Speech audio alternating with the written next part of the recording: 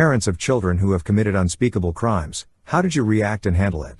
I grew up with a pair of brothers who were involved with gangs. In our early 20s, one got out and became a cop, and one got in deeper and became a pimp. He was still invited to parties and holidays, was still included in family events. He was still loved by his family. His crimes got more and more extreme until he was finally charged with repeatedly raping one of his prostitutes. She was not yet 13, so he was charged with 4 counts of rape of a child. There was a rumor going around our friend group that the charge was not real and that the whole thing was trumped up by his baby mama. I asked the brother about it and his exact words were, "I wish that was true." No, they have DNA. The cop brother was devastated. The pimp is now in jail for life, and the brother does not talk about him at all. Story 2. Not quite the answer for Op.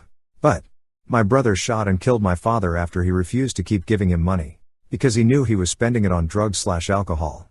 Closing in on a year since it happened and I am still swimming and sometimes it doesn't feel real.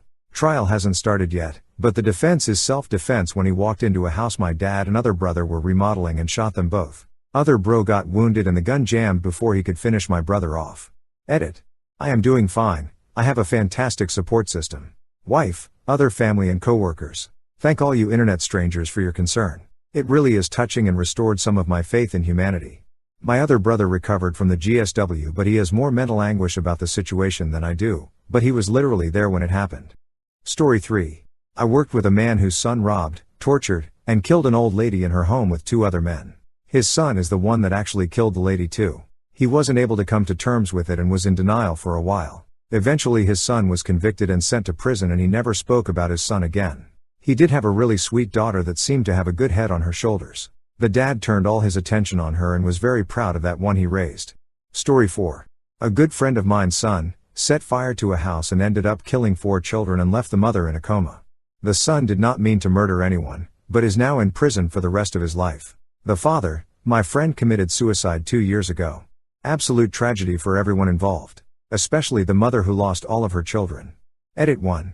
At this point people have figured out who I am talking about and where it happened. I won't be sharing any personal details about names and the specifics out of respect for everybody involved. RIP to everyone and to D. I hope he's doing alright wherever he is now. Edit 2. Quite a few people are upset with me saying he did not mean to murder anyone. I will say that he absolutely intended to set fire to the house, it was no accident. But did not have the intentions of killing them innocent children. This was a nightmare for both the victim's family and my friend's family, who ultimately started drinking heavily after what his son had done and then decided he had enough. Story 5. I went to private school with a kid who brutally murdered one of our nuns. I believe his parents, who are in and from the Ukrainian, basically just let US handle it and never fought for their son. Pretty sure he's somewhere in prison, maximum security type thing. This was back in like 2002-ish. The detective who handled the murder wrote a book about it. Pretty intense stuff. My mom just did a podcast interview about he nun and the whole things as she was one of the first people on site after they found the body. Story 6. Other way around, I was friends growing up with a brother and sister whose dad paid a hitman to kill their mom. Hitman shot the mom but she survived. There was a mountain of evidence that the dad was behind it, but the sister denied all of it, stayed on her dad's side, helped coordinate his defense. Complete denial that I never understood, especially because it alienated her from her mom. Denied it even after he was convicted of the crime. The brother on the other hand saw reality as still close with his mom, but doesn't talk to his dad or sister. It's strange the lengths some people will go to reject reality to protect their preconceptions. Story 7. Not a parent, but I have a sibling who is in prison for double homicide. They murdered a girl who I had gone to elementary school with and her father after a botched BE. They also seriously injured the mother and threatened the other child. I watched my mother, who was already arguably unstable, fall victim to deep depression and severe anxiety. She now suffers from agoraphobia and has severe trust issues and few friends. She still keeps in touch with my sibling on a weekly basis. I, however, haven't spoken to them since I turned 18 and was given a choice. So to speak to how she handled it. Not well. She spent years in therapy that I personally don't think resolved much. I think she still has the mentality of that's my child, but I can't wrap my head around that. I certainly prefer to think of myself as an only child. Sorry for the vague details, but I didn't want to get too specific about it. Story 8. Not a relative but a fellow student. Popular guy in my class who sat behind me in homeroom and had the locker next to mine. After having an argument with his mother about his grades and him getting a job to help support them, he shot and killed her with a revolver he apparently purchased from someone at our school. This happened on a Friday. He hid her body in the apartment under a pile of clothes and a TV and threw parties there on Saturday and Sunday. On Monday and Tuesday, he came to school like nothing happened. Then Wednesday, he used her car and credit cards to go on a road trip. It wasn't until Thursday that the apartment manager found the body after multiple neighbors complained about a smell. It really freaked people out that he did it. Even more so for those who got invited to the party. And the evidence that was brought to trial made parents start to question how the school system could have prevented it. As of writing this, he has about another decade to go on his sentence. Story 9. There was a similar case like this in Florida. Kid killed his parents and then threw parties all weekend while their bodies were in their bedroom. Then another one, which was very different but honestly might be the worst thing I've ever heard. A married couple basically adopted a kid from their neighborhood who was being abused and neglected. They took her in, raised her, fed her, and basically treated her like one of their own. As an adult, she shows up on their doorstep with her new boyfriend and they excitedly invite them in and begin catching up on life. The parents divulged they recently sold their home and now have a modest nest egg and they are going to retire into a simple and peaceful life. I don't remember how much money it was a lot but it really wasn't a ton of money. Well, they leave the dinner and devise a scheme. They go back to the house, kidnap the parents, and steal everything they can. Then the daughter, along with 3 men, take them out to the middle of nowhere and bury them alive. The parents begged and cried the whole time, and the girl they took in and saved couldn't care less. Story 10. Not my kid, but my cousin's. She and her husband adopted a kid from foster care when he was in kindergarten. His parents had surrendered him. The social worker confirmed that my cousin did not plan to have more kids, they had 2 school-age daughters, and that the adopted kid would stay the youngest. Within 6 months, the daughters were sleeping together in one bedroom and they had an exterior lock on the door. My cousin was spending a ton of time taking this kid to therapy. He had some sort of attachment disorder, they thought. No, he was autistic. No, he had early signs of schizophrenia. No. Round and round. My cousin was sure he just needed love. Turns out there's no therapy for evil. His purpose in life was to get younger kids alone and molest them. Hurt them, make them cry, rip their clothes off, shove toys into them. By the time he was 12 he was in a facility. But he was released the day he turned 18. Within 2 days he was caught raping a 7-year-old boy and there was overwhelming evidence he had raped a 2-year-old the previous day. My cousin never mentions him. It's like he never existed. He's in prison and I hope he never gets out. Story 11.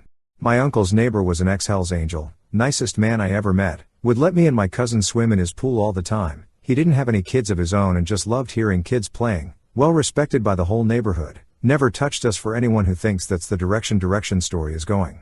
One day a guy across the street started beating his girlfriend. We could hear her screaming though the window. My father and uncle were about to phone the cops when Tiny, his name, said no, and calmly walked across the street and into the house and put the fear of God into the guy.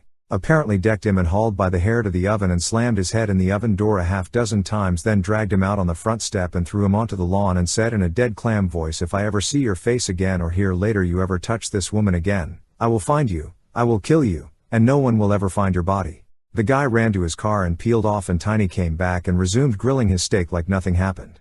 No idea what become of the situation in the end. I was 12, but yeah, don't mess with those guys. Story 12. A family friend was murdered by his neighbor's 30-year-old son. The neighbor's son was on the run from police and high on meth. He broke into my family friend's home and hid until my family friend was in his basement doing laundry. High on meth, the neighbor's son jumps my family friend and stabbed him in the back 9 times, then shot him twice. He covers my family friend's body with a sheet. Then goes upstairs and barricades the door so no one can get in. Then goes upstairs to the master bedroom, sits down in the closet, and blows his head off. Police found him with the gun still in his hand. We found out months later that the family of the neighbor's son was telling people that he was a gentle person and that he was innocent. It's unbelievable to me how denial works. This person had so many prior offenses including drugs and assault. He had spent time in prison before. I thoroughly believe he killed himself because he didn't want to go back, not out of remorse. Story 13. Maybe not unspeakable, but certainly worth sharing. My brother was not a good kid by any means. Stole a motorcycle, aggressively rode around town, and intentionally drove by the police station in my county to antagonize the police. Dude was better on 2 wheels than his own 2 legs, so he thought in his head there was no chance he got caught. Well, he didn't get caught. He evaded the police for hours. He was an absolute jackass.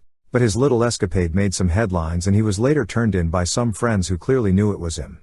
My dad went to court, and said his son was responsible for his actions. Under no circumstances should he have done that and his crime should be met with an adequate amount of jail time. He left the courtroom saying this: He's a good son at home. He may not be a good kid, but he's a really good man, and I know this time will serve him well.